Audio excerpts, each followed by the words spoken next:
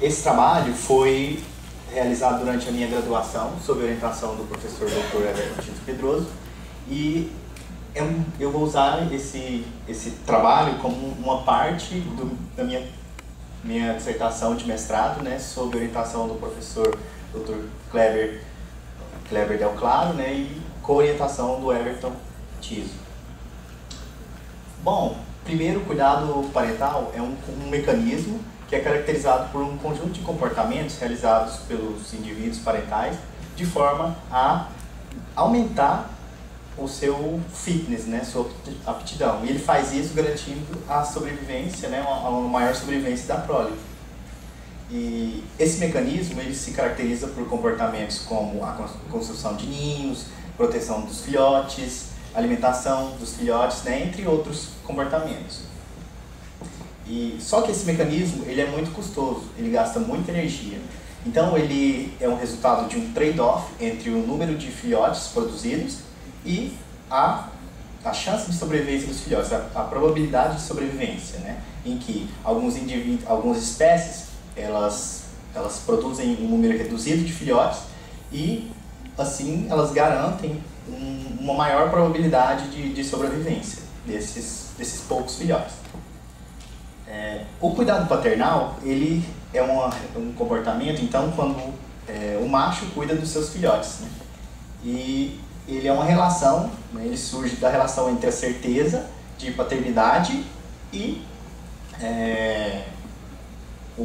ele é uma relação entre a certeza de cuidado e certeza de paternidade e a taxa de cuidado ofertado, né, em que geralmente ele ocorre em espécies em que os machos os machos que executam uma maior taxa de cuidado, eles possuem mecanismos de garantir de garantir que aquela prole seja sua, né? Então, geralmente, ele só cuida quando a sua prole tem uma grande chance de ser sua.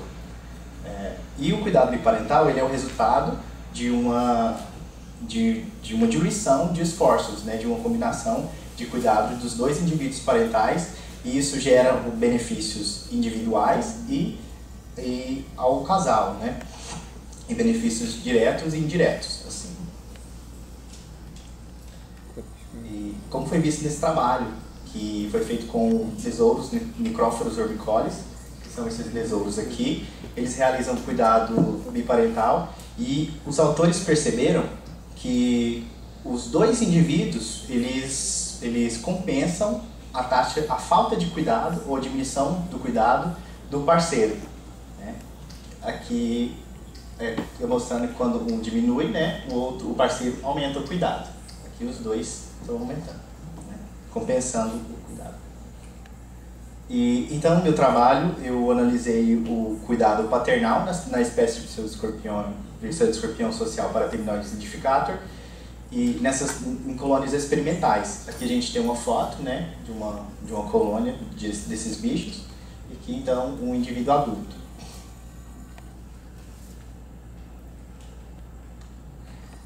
A coleta das colônias matrizes foram realizadas nos estados de Goiás e Minas Gerais, de forma a garantir com que não houvesse parentesco entre as colônias, né? Então eu separei as linfas de terceiro íster dessas colônias, que é o último íster linfal, e criei elas isoladas em frascos de acrílico para garantir que as fêmeas elas fossem virgens, e assim eu teria certeza depois da paternidade. Então, depois que elas cresceram, esses indivíduos cresceram, a gente formou 40 casais, que depois de um tempo eles se reproduziram e a gente formou os grupos experimentais, né, que foram grupo controle, com fêmeas, machos e filhotes, 10 colônias, né? O tratamento 1, que foi macho e filhotes, então a gente retirou a fêmea, e o tratamento 2, que a gente tirou os dois indivíduos parentais e a gente colocou um macho estranho, né? Um macho não aparentado. Então a gente formou um gradiente de cuidado, né, de taxa de cuidado, em que aqui no tratamento 2 seria a taxa 0 de cuidado, porque o macho não aparentado não vai cuidar do filhote, né? Assim diz a literatura. Aqui um cuidado médio, pois só tem um indivíduo parental, e aqui a taxa ótima, né, de cuidado, porque tem 2 indivíduos cuidando. E a gente analisou a sobrevivência em cada um desses tratamentos, cada um desses grupos, porque a sobrevivência, então, ela está relacionada diretamente com a taxa de cuidado. E como resultado, a gente percebeu que a mediana da sobrevivência foi maior no grupo controle, que a gente teve 80%, né, de sobrevivência. No tratamento 1, a gente teve, que foi macho e filhotes, né, sem a fêmea, a gente teve 65% de sobrevivência, e no tratamento 2, 37% de sobrevivência dos filhotes.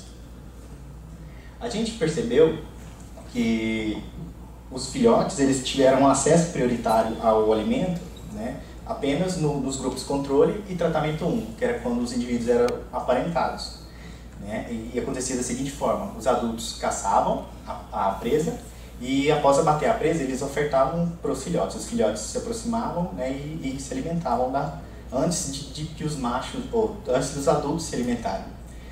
E já no tratamento 2, o macho ele capturava a presa e já se alimentava, né? E só depois os filhotes se alimentavam dessa presa. Então eles não tinham acesso prioritário. E como ocorreu nos Necróforos orbicolis, né, nos besouros, os pseudoscorpiões, Paratheminodes identificator, eles também se beneficiam desse cuidado biparental, porque tem essa diluição, né, no esforço de cada um, e isso aumenta então o fitness desses indivíduos. E os machos, eles desempenham um papel importante nesse cuidado à prole, porque eles executam muitos comportamentos bastante semelhantes com os realizados pelas fêmeas, que garantem então a sobrevivência desses indivíduos. E quando a fêmea estava ausente, as ninfas, elas se comportavam de modo desordenado. A gente conseguiu perceber que tinha essa diferenciação de comportamento, né, em momentos de distúrbio da colônia, como por exemplo na oferta de presa, em que havia o estímulo e esses bichos eles agiam de forma diferente. E isso pode ter indicado então a falta de coesão entre os indivíduos, né, na ausência da fêmea, e isso pode ter auxiliado na taxa maior de mortalidade. E os machos também se comportaram de forma diferente em relação à presença e ausência da fêmea, em que a gente percebeu através de sequências comportamentais, né, que a gente observou. E essa diferença de comportamento pode indicar que esse cuidado parental ele pode estar funcionando como um processo como um mecanismo de seleção sexual, em que os machos cuidam da prole de forma a garantir novos eventos de cópula. E isso a gente vai testar em trabalhos subsequentes.